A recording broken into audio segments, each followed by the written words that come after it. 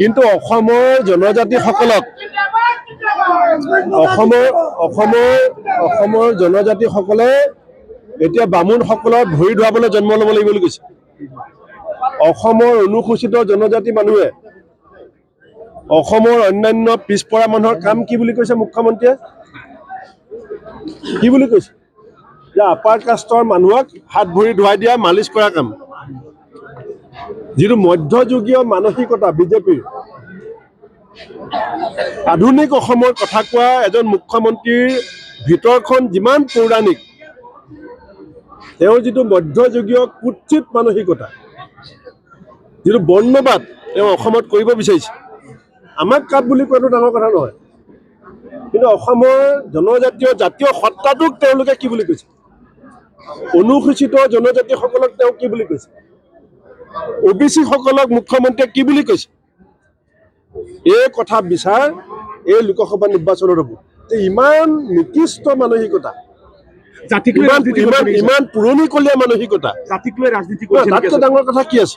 আজিৰ তাৰিখত যদি আপুনি, আজি ৰাষ্ট্ৰপতি কোন?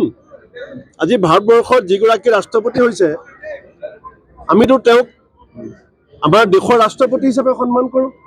কিন্তু অসমৰ মুখ্যমন্ত্ৰীৰ ভাষাত বৰ্তমান দেশৰ ৰাষ্ট্ৰপতিৰ কাম কি দিছে? তেওঁ অসমৰ মুখ্যমন্ত্ৰীয়ে বৰ্তমান দেশৰ ৰাষ্ট্ৰপতিৰ কাম কি বুলি কৈছে?